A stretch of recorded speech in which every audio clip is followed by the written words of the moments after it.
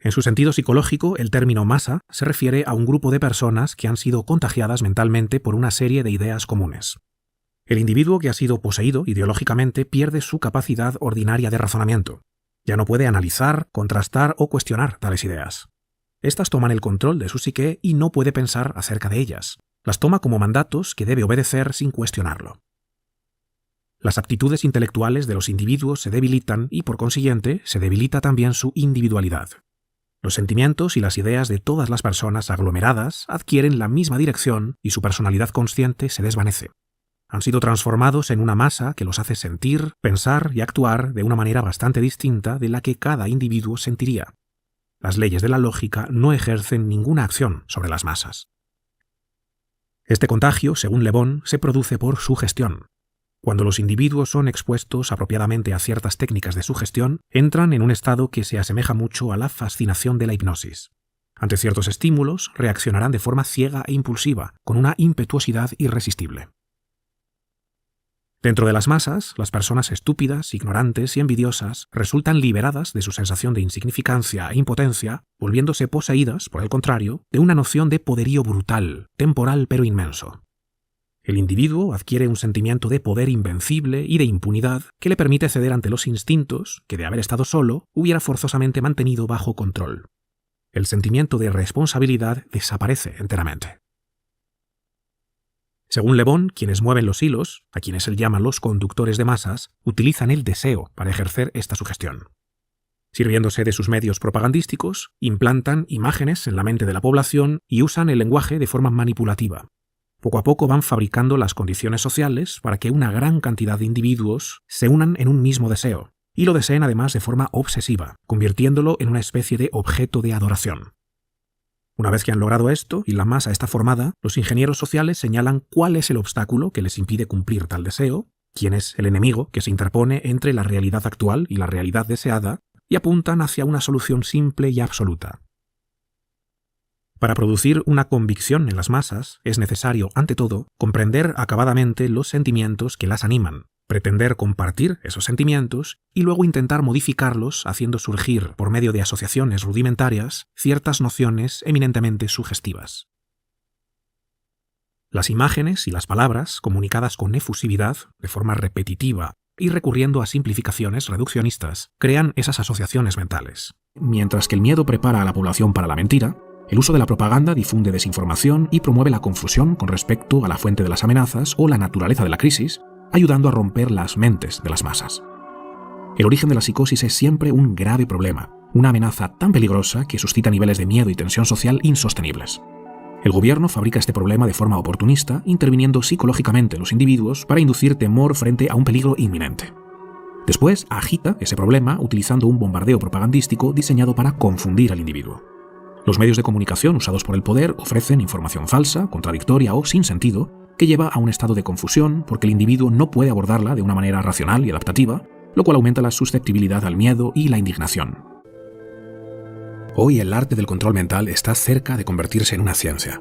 Los practicantes de esta disciplina saben muy bien lo que hacen y por qué lo hacen. Basan su trabajo en teorías que han sido sólidamente demostradas gracias a una cantidad masiva de evidencia experimental. Casi un siglo después de que Aldous Huxley pronunciara estas palabras, su predicción se ha convertido en una realidad mucho más sofisticada de lo que él mismo podía anticipar. Hoy el control mental es una ciencia plenamente establecida que los ingenieros sociales ejercen a escala global mediante el poder combinado de sus tres lacayos más eficaces: los estados, las compañías tecnológicas y los medios de comunicación. ¿Cuál es el objetivo de este dominio mental? Doblegar a la población y someterla de forma totalitaria sin que sean conscientes.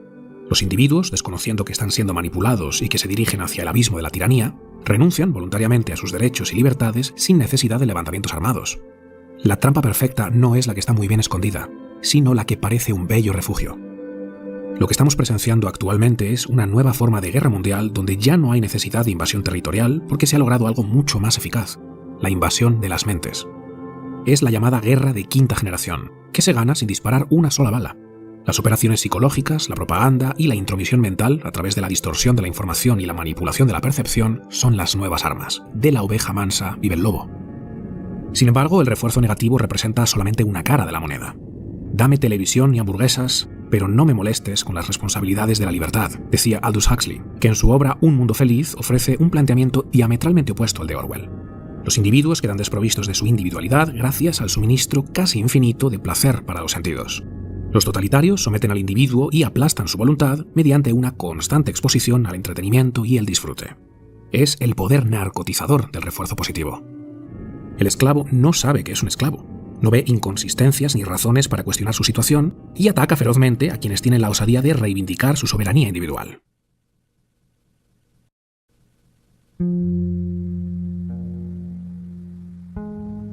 El dominio mental moderno sucede en dos bloques o fases simultáneas: la división social y el debilitamiento individual. Para que la división social sea realmente eficaz, se necesita al mismo tiempo el debilitamiento individual, y viceversa.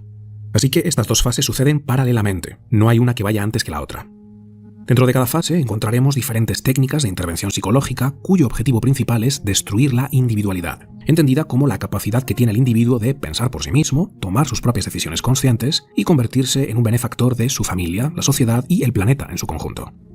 La anulación de la voluntad individual es la condición sine qua non del control mental y la manipulación de las masas. El punto de partida de la división social es la adherencia a una mentalidad colectivista. El colectivismo se define como una doctrina o conjunto de ideologías en la que los objetivos de un colectivo en particular prevalecen sobre los objetivos de los individuos, hasta el punto de que el individuo llega a perder sus propios derechos y libertades. A lo largo de la historia hemos visto multitud de ejemplos de doctrinas ideológicas, siendo el comunismo y el nazismo los que han tenido las consecuencias más devastadoras. Sin embargo, la división ideológica que vemos en la actualidad es mucho más amplia y no menos peligrosa. Hoy el tirano opresor no es quien viene a invadir tu territorio, ejercer la violencia física contra ti o meterte en un campo de trabajo. Los movimientos ideológicos actuales postulan que el tirano opresor es todo aquel que tenga una opinión diferente a la tuya acerca de cualquier tema con cierta relevancia social. Si no piensa lo que tú piensas, no habla como tú hablas, no se comporta como tú te comportas y no defiende las ideas que tú defiendes, tienes delante de ti a un fascista o a un nazi. Las relaciones entre hombres y mujeres, las relaciones entre razas y etnias, las relaciones familiares. El reduccionismo ideológico es un refuerzo positivo muy poderoso, ya que resulta psicológicamente gratificante encontrar una explicación simple y fácil de entender para todos esos graves problemas que queremos resolver. Y cuando además todo apunta hacia un malhechor también fácilmente identificable, hacia el que poder dirigir tu rencor, esto nos proporciona un alivio psíquico que resulta muy estimulante. Pero todo viene a un precio, porque a cambio pierdes tu capacidad de pensar.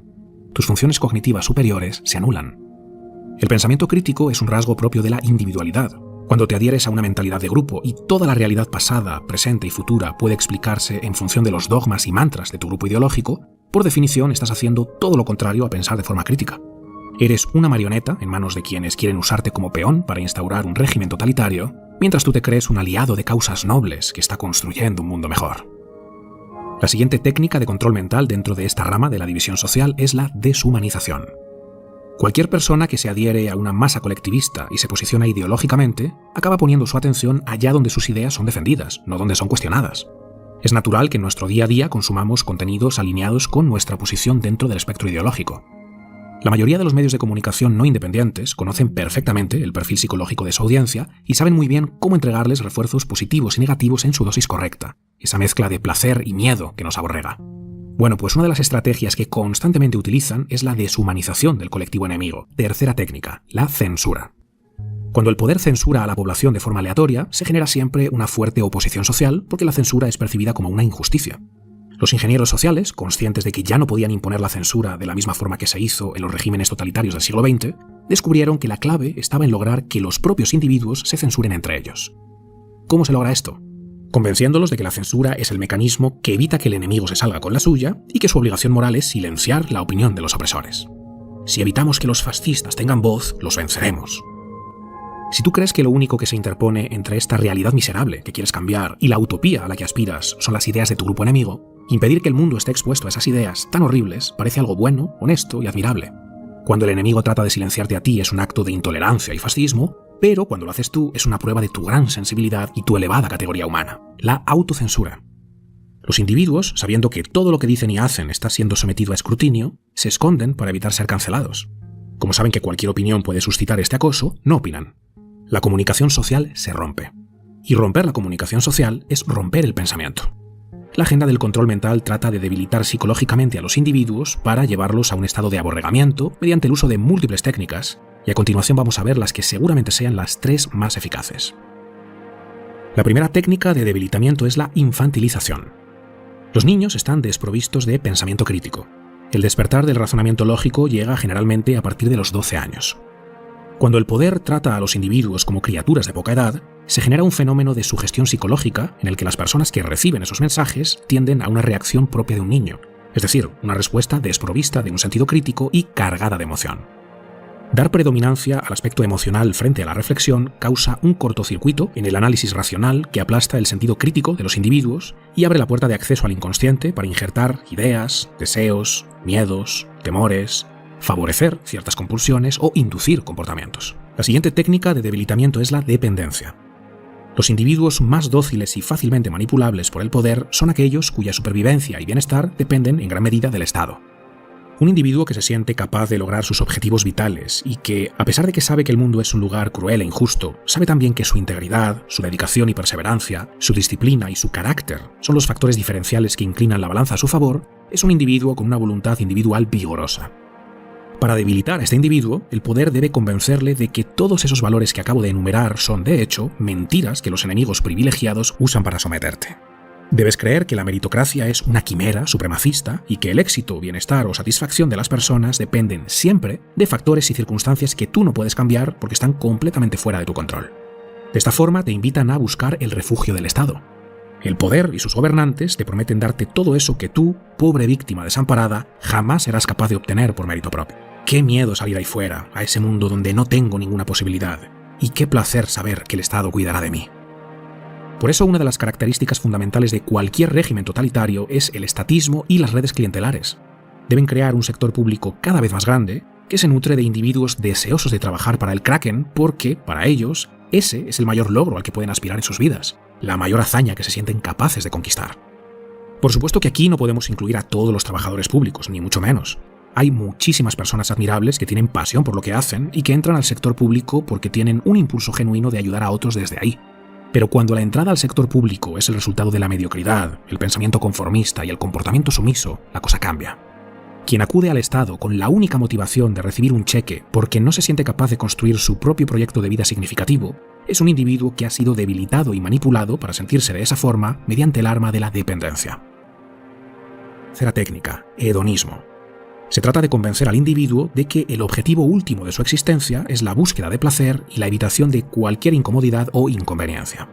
El placer, al ser el objeto central de la vida del individuo, provoca que estemos dispuestos a perder otras cosas que consideramos de menor importancia, como por ejemplo ciertos derechos y libertades individuales. Cuando estructuras la sociedad de forma que la gente dedique la mayor parte de su tiempo y energía a la obtención de placer y entretenimiento, el individuo pierde el interés por recibir información válida que le ayude a reflexionar y acercarse a la verdad. Una sociedad donde la atención de los individuos no está enfocada en los problemas importantes debido al diluvio de continuas distracciones, es una sociedad que se encamina irremediablemente a esa degradación moral que siempre precede al colapso sociocultural. La libertad está en grave peligro, en una fase de agonía, pero no ha muerto. Estamos a tiempo de salir de esta hipnosis colectiva y convertirnos en individuos libres, valientes, que aman la libertad y que están dispuestos a hacer lo que sea necesario para que todos puedan hacer uso de ella, tanto los que piensan como nosotros, como los que no. Como decía Voltaire, podré no estar de acuerdo con lo que dices, pero defenderé hasta la muerte tu derecho a decirlo. No detenernos nunca en la primera impresión superficial, que es lo que pretenden. Huir de la simplificación analítica. No creer en las apariencias para no caer en la sugestión. Tenemos que tener una mente fuerte, para eso tiene que estar bien formada, tiene que estar entrenada, tenemos que hacer ejercicio también mental, que no es nada fácil, y menos en este contexto. Utilizar la reflexión, la duda y la razón crítica. Oponerse, como no, a la ortodoxia de lo repetitivo. Cuando te lo digan muchas veces, uy, pero ¿qué interés tendrás que me lo están contando tantas veces? Vamos a dudar a ver qué puede haber detrás de todo eso que tan machaconamente me quieren imponer. Aprender a distinguir lo sustancial de lo que no lo es. Seleccionar las fuentes de información y contrastarlas. Sé que no es fácil, queridos amigos. Tenéis vuestras obligaciones, tenéis vuestras ocupaciones, no tenéis mucho tiempo libre, pero tenéis que intentarlo. Si solo bebéis de una fuente, mal vais, mal vais. Y recordad, sobre todo obtener datos y hacer el análisis por vosotros mismos. Llegar a vuestras propias conclusiones. Decía Miguel de Unamuno, a veces el silencio es la peor mentira. No olvidéis que la primera desinformación es no dar la información. Y vemos como cuando no interesa una noticia internacional o nacional, hay muchos medios que no la cuentan, que no la cuentan. Y si la cuentan como muy de pasada, nada, una fracción de segundo, cuando te van a adoctrinar te lo cuentan una vez y otra vez, en medio telediario, 15 minutos o 20 minutos contándote la misma historia, ¿verdad? Pues ya lo sabes. O bien te ofrecen ese lado, uno de los lados de la verdad, para decir, no, si yo lo he contado, sí, pero me has ofrecido el lado que a ti te interesaba. Como decía Platón, nadie es más odiado que aquel que dice la verdad, que es cierto, y más en estos momentos. En tiempo de guerra, decía Winston Churchill, la verdad es tan preciosa que siempre debe estar protegida por un guardaespaldas de mentiras. Y pensar que hoy estamos ya en una guerra geopolítica entre las grandes potencias. Y nunca se ha mentido más que ahora, precisamente porque estamos en este contexto de guerra geopolítica. Y cada vez más acusada y más agudizada y más agria. Y nos decía también Mark Twain, que decía, una mentira puede viajar por medio mundo mientras la verdad está poniéndose los zapatos. Frases muy interesantes a tener en cuenta. Y también nos decía José Luis San Pedro, ¿la gente está loca? No. La gente está manipulada y cada vez mucho más porque lo permite la tecnología y además de una manera prácticamente universal y casi instantánea. Y con esto ya termino contándoos lo que nos dice el Platón en su obra La República sobre la caverna, en la que se ridiculiza y criminaliza al que quiere mostrar la realidad. Vivimos en una caverna donde nos exponen una realidad condicionada y de repente alguien quiere salir de esa caverna, ver el mundo tal como es. Y el problema es que cuando vuelve a esa caverna y se lo cuenta a los que no han salido nunca de ella, no se lo creen. Incluso probablemente le insulten, le manden también otra vez al ostracismo, eso si no le asesinan socialmente o de forma física. Porque ¿cómo van a querer creer que durante tanto tiempo les han estado engañando? Nadie le gusta eso, ¿verdad? Y hay quien al que quiere contar la verdad, quiere contar la realidad, la pura realidad, pues es el primero que sufre precisamente la ira de todos aquellos que primero no se lo quieren creer y no quieren además creer que han sido engañados durante tanto tiempo. Porque si no, sería decir que han estado haciendo el ridículo y que son unos patanes. Pues queridos amigos, esto es solamente una primera aproximación a lo que es la guerra cognitiva.